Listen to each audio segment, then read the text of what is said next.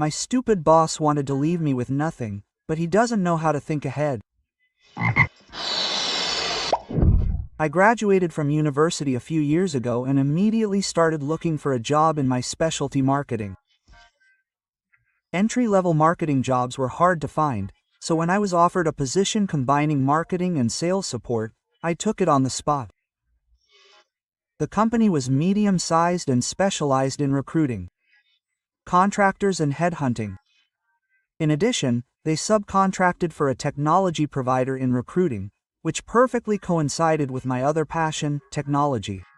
I absolutely loved this job. I was involved in all stages of the marketing and sales cycle. I worked with suppliers, event planners, clients, employees from all departments of the company, met new people and did really interesting things. I had two bosses. One was in charge of sales, and the other was in charge of marketing. The marketing manager was almost a kindred spirit. The sales manager was an old-school salesman, an arrogant and stubborn guy in his late 50s who liked to show off. With shiny shoes and a sweet talk, let's call him DN, we were not friends. For about a year and a half, everything was great. I spent half my time doing marketing, the rest I divided between sales support and working with clients. Working with clients meant building custom career or job board sites to host the front end of the recruiting system. It was quite a steep learning curve, but with the help of some web developer friends, I got pretty good at building simple sites. Digital has always been close to my heart, so I always put digital solutions first, leading the company into the era of social media, SEO or SM, website optimization and multi-channel marketing. Dan despised digital. For him, it was money down the drain, but we covered all the costs with commercial website development projects. Eventually, the marketing manager left for a bigger position.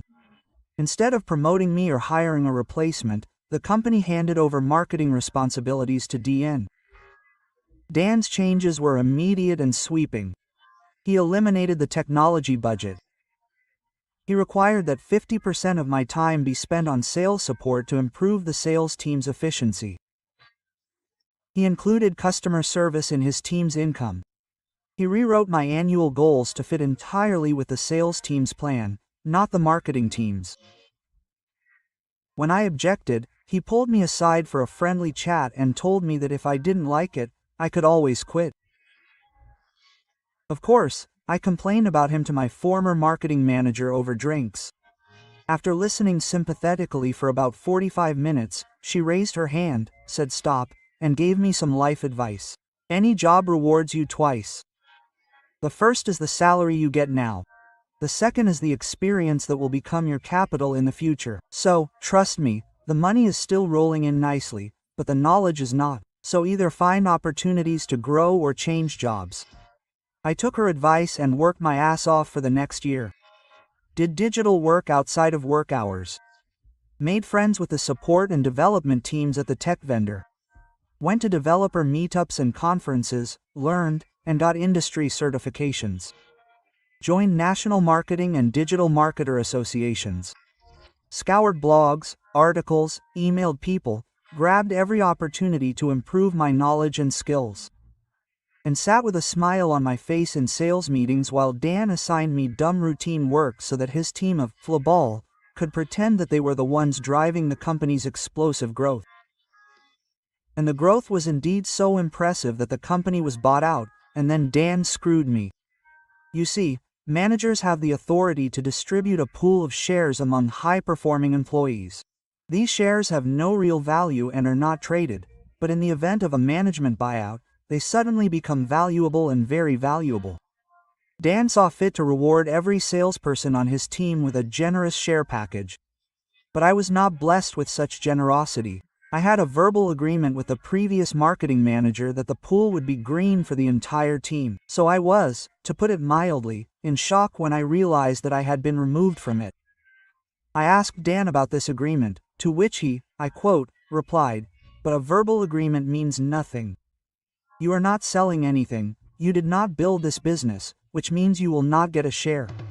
Quote, "If you do not like it," he repeated, "the door is always open. That is exactly what I decided to do. I just did not tell him. The change of employment contract in this situation happened like this. One day, the entire staff quit Company X. The next day they started working for Company Y. Unused vacation was paid and began to accumulate again at the new employer. The rest of the conditions, salary, seniority, vacation for length of service could be carried over to the new employer. About 6 weeks before the transfer, Dan handed me my new contract. I waited a week, then came back with a couple of excited questions about the new benefits, which he answered for another 2 weeks. In the meantime, I quietly registered a domain, paid for hosting, deployed WordPress, and started a personal blog. 3 weeks before the transition date, everyone in the office was bustling about, trying to close as many deals as possible, and no one cared about employment contracts. I approached him again and said that there were a couple more things that needed to be clarified, and that I would email them to him before signing. I spent a few more evenings compiling articles for a blog on recruiting technology. Mostly my own developments. A week goes by, I send a couple of fairly complex questions about the transfer of benefits. Dan, of course, forgets about them and already in the week of the transition gets a beating from HR for the fact that my contract has not yet been signed. He drags me into the conference room and gives me a dressing down. I explain that I am waiting for his answer on these specific points before signing anything. Like, I don't want to end up on the losing end of my new position. I give the example of the lack of stock options. Clearly irritated, he says the exact line I've been waiting for. If I don't have a signed contract on my desk by Friday, you don't have to come in on Monday. He pauses for drama and adds, I'm serious, you won't have a job. I reply that I understand and that everything he needs will be on his desk by the end of the day on Friday. On Friday afternoon, DN leaves the office early as usual for his client networking events, long lunches with booze. At 4:45 p.m., I save the final forecast and Chetami files to a shared drive. I send an email to the IT department handing over access to the LastPass marketing account, which contained a global database of logins and passwords to all digital assets, including client sites, an Excel file with my reporting macros and links to all documentation. I forward my work phone to D on locked note. I leave it on his desk along with his pass. I launch my website over the weekend and add my contacts to Dine's links, including the still active status. I figure my vacation pay will cover a couple of weeks of downtime before I have to dive back into work. On Monday, I'm enjoying a long walk in the spring sunshine with my dog, who's thrilled that her human hasn't disappeared at 7:20 like usual. We stop for coffee at a local cafe and my phone starts ringing. It's one of the sales guys from my old job. I ignore him and happily continue walking through the park, taking my time. By the time I get home, my phone has rung another 9 times. The shit's already hitting the fan. I listened to the voicemails, ignored those from former colleagues, and called 2 former clients back to tell them my contract was over and to recommend that they contact Dan for any outstanding work or contact the vendor directly for support. Soon after, I received a call from a friend about the vendor's support, which was now handling the tickets I had previously handled. He listened with growing interest, then said he'd call back. Within 10 minutes, I was on the phone with his manager. She asked about my dietary preferences and suggested we meet at a nearby Thai restaurant. Over a plate of island curry for 24 hours, she enthusiastically described the joys of working for contractors, mentioned rates for highly skilled, certified professionals that their company desperately needed, and gave me the contact information for a recruiter, perhaps even one on their approved list. I dialed the number on the way home. Meanwhile, my collection of Dan voicemails grew by the hour as he began to realize the full extent of the he'd pulled. Sometime later that afternoon, HR finally seemed to realize what had happened too. I received a polite text from the regional HR director's personal number asking for a quick chat. I called back and explained the options Dan had laid out for me on Friday, and that I essentially had no choice but to follow his instructions. They started asking follow-up questions, and it quickly became clear that HR had no idea Dan had been issuing me ultimatums. I was then informed that in order to benefit from the stock sale, I would have to transfer to the new company and work there for a full year. When I explained that I had no stock options, there was a 4-second pause. Turns out HR hadn't been told that, either. I mentioned that I would appreciate it if Dan would stop calling me as I found it unprofessional and would not work under him again. We politely ended the conversation. I wished them all the best and expressed regret that the situation had turned out this way. My contract with the tech vendor arrived at the agency at 11 p.m. that evening. I signed it and returned it the next day. 3 months after this whole story, I met someone from the old IT team at a conference. He enthusiastically began to tell me what had happened next. The first alarm bell was when I contacted the support service and asked who should I transfer access to my LastPass account to and why I had started transferring it to anyone in the first place. One of the IT guys came up to my floor to look for me and saw an empty workstation. I asked my colleagues where I had gone. No one knew. That's how I got my first call from one of the salespeople trying to find me. The tech goes to the desk downstairs and finds my laptop, my security badge, and a sticky note. He puts 2 plus 2 together and goes downstairs, checks the access logs, and realizes the last time I logged in was Friday. He immediately locks my account for security reasons and goes to HR to check if I have a completed resignation form. HR looks, there is no form, and there is a big red X next to the contract received. HR calls Dan, and he is not in the office. Dan says, "No, the contract should be on my desk. It was definitely there on Friday. I'm traveling right now. Give me until lunch and I'll get this sorted out." Quote, he obviously thought I was just showing off. He starts calling me and leaving messages because he is getting more and more angry that I am not coming back. When he gets back to the office, he can't find my contract either. He goes to HR and starts explaining what happened. He says I've been dragging my feet all this time, but it's okay, he'll deal with me himself. This is strictly between us. HR replies, "Oh, no, that's our issue now." And the HR director sends me an SMS. Right after our conversation, the HR director goes to a sales meeting and calls DNA. They disappear into the conference room. One can only assume that Dan had to lay out the entire chain of events and respond to my complaints. I suspect he completely cracked then. After that, Dan received a dressing down that only HR and senior management can give to someone who has really screwed up. He was demoted, removed from marketing, his budget was cut in half, and a new separate marketing department was created. His team was subject to a collective audit and was forced to independently conduct reporting, analytics, and metrics. Everything that I used to do centrally and efficiently. This greatly reduced their effectiveness. A couple of people quit, and they blew several key deals. In the end, they completely screwed up the client-side thing. They rushed to find a replacement for me, and Dan, they say, was stunned when he found out that you can't find a good tech marketer even with a lantern, and they cost as much as a Boeing wing. I couldn't fill that position, and the website development was returned to the tech vendor, who now had the right specialist, that is, me. In the end, I took on 3 such projects, working on them full-time. I'm more than sure that Dan saw the estimates for these projects and knew how much my daily rate was, and it was significantly higher than his. As head of sales, Dan endured the wrath of his bosses for a whole year before he could get his shares. It must have been a fun year.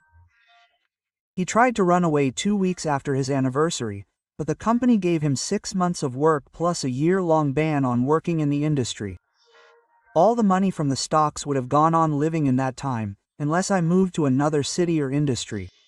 The last I heard about him, Dan was still looking for a job. And I live happily as a contractor. I get paid for the hours I work.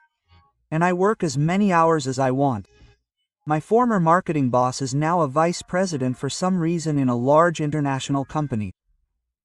I have repeated her speech more than once when giving career advice to young and tired employees. Story 2. A store manager told me to give a customer whatever she wanted for free, but she underestimated the scale of her impudence. I once worked at a chain convenience store. It was about 22 years ago. I worked for them for exactly 1 year, 7 months and 11 days. Anyway, let's move on to malicious subordination. One day I show up for the day shift at 3:16 p.m., and the manager is not there. She had already gone home, but left a note. First thing, she wanted me to get to the cash register right away, without delay, because my colleague, who was finishing her shift, was starting to accrue overtime, and that was strictly forbidden. No problem, right? Well, actually, there was one small problem. At that time, we only had one cash register with one cash drawer, and the store was packed. I couldn't just sit behind the cash register. First, my colleague had to count the money in the register to the right amount. Then I had to count that same amount to make sure everything was correct. There had to be a strictly defined amount of cash in the register.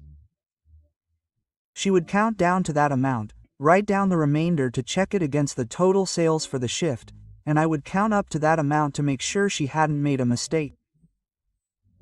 All this had to be done before I could get behind the cash register. Following the manager's instructions, we began the process. As soon as I walked in, the customers were immediately warned that they would have to wait a little while we counted the cash register and made the shift. There were groans in response. Nobody wanted to wait, but what else could they do but stand in line, right? And then there was this woman. She was muttering something under her breath at first. She was about 8th or 9th in line. There were about 25 or 30 people in total. The store was absolutely packed. I'm not kidding. I ignored everyone at first. I was just trying to finish the counting as quickly as possible and start serving. While my colleague was finishing the counting and handing the box of money to me, this same woman started to speak louder. In a normal voice, as if she was addressing everyone in line, and not muttering under her breath. I was counting as fast as I could, but she went from simple complaints to incitement. This lady started to deliberately stir up the crowd, trying to turn people against us and start a real riot in the store. She was saying things like, "We shouldn't have to wait so long, right? And we should get our purchases for free for waiting so long." Quote, right? As I addressed everyone in line, I noticed that some of them had started nodding in response to her goading. At that point, I stopped counting the money and said loudly, "I apologize for the slight delay, but please understand that we have to count the till to avoid shortages and crashes. I'm trying to finish as quickly as possible. I only have a minute left and then I'll start serving. Thank you for your patience." Quote. And I went back to counting. This calmed down most of the people in line, who had already started fidgeting and shifting from foot to foot. But my speech only made that lady even more angry. She just went ballistic and started yelling that she didn't have to wait for service, that she should be given a free sandwich and a slushie as compensation. Then she started cursing. Mom, everyone, and so on. I stopped again, looked straight at her and said, "Please, madam, don't swear in the store. There are a lot of children here." Quote. Indeed, the store was mostly filled with families, with about 7 or 8 children. Of course, it only got worse. An endless stream of obscenities poured out of her mouth. She was now screaming loudly throughout the store. I finished counting the register and told her that if she didn't stop, I would not serve her and would have to ask her to leave the store. I just wanted to protect the children there. The line had already shrunk to about 15 people, because many people couldn't take it anymore and just left because of her. But she seemed to take it personally. She started talking like, "You have to serve me, and I'm not leaving until I want to." I stared at her and said, "Oh, really?" And then I told her to leave while I started serving other customers. I told her that I wasn't going to serve her, that she should put her items down and get out. Then came the classic, "You have no right to kick me out." And she literally walked into case, pushing other people out of the way. I said again, "Put down the slushie and the sandwich, I'm not serving you, and if you don't leave, I'm calling the police." Long story short, I did have to call the police, but she left literally a couple of minutes before they arrived. Now you're probably asking, where's the malicious obedience here? You see, just 15 minutes after she left the store, the regional manager calls me and yells down the phone, "You called the police on the customer?" He doesn't let me get a word in, starts ranting about service, and tells me that Madam will be back tomorrow and that I'm obligated to personally apologize to her and give her whatever she wants for free. The next day, I show up at the store and the manager is waiting for me.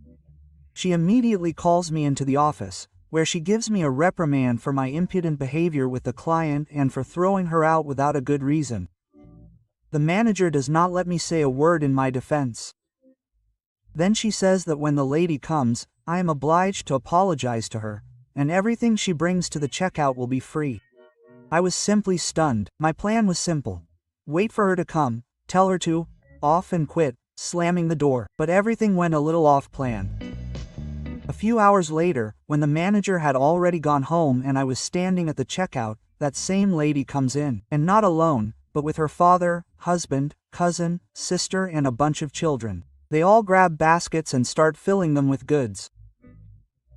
She comes up to me and says, "Your boss said that I can take whatever I want for free." I'm looking at this in shock and thinking, no way, she doesn't think she's going to get all this for free for her whole Leica gang. I tell her, wait a second, and I call the manager at home. She's furious that I bothered her and doesn't even let me say more than that lady came. She, the same manager, started yelling at me. "I already gave you Xania, I'm trying to intervene, yes, but she didn't come alone." The manager yells, "You want to get fired? Just apologize and give her everything she wants." Quote. I smile. "You want me to give her everything she wants for free? Are you sure?" The manager yells into the phone again, "Are you stupid? Didn't you hear me?" "Yes, ma'am, it will be done." When the lady finally reaches Kasha, I bow politely and apologize to her. I make it as sincere as possible. I wanted to knock that smirk off her smug face, but I held back and started punching in the items from the baskets she was putting on the register. I explained that I had to punch everything in first so that I could get a receipt for $780. Inside, I was laughing out loud.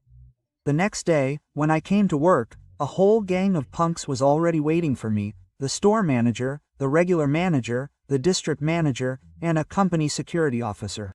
They immediately took me to the office. I explained everything, that the regional manager told me to give the lady whatever she wanted for free.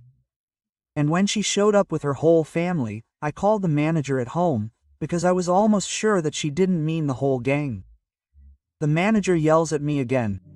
"You didn't tell me that her whole family wants free stuff too?"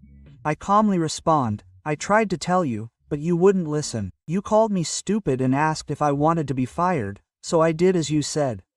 Quote. They started watching the video. We have an excellent CCTV system in the store with audio recording. The manager was barely audible, but when I explained what she was saying, they could hear her. Then they asked me to leave. From behind the door, I could hear the volume rising to shouting and then returning to normal conversation. About an hour later, I was called back in. The regional manager said they had just reviewed the footage from the day of the incident.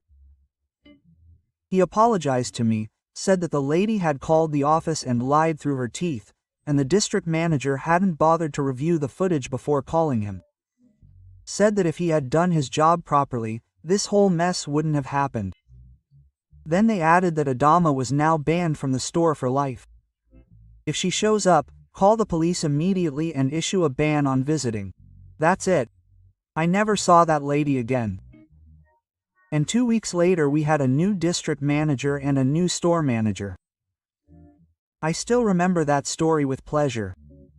I'm incredibly glad that I didn't tell her to go to hell and quit my job. Well, thanks for watching this video to the end. That's all the stories we have for today. Watch our previous video, which you can see here. Be sure to subscribe to the channel if you haven't already, and good luck to you.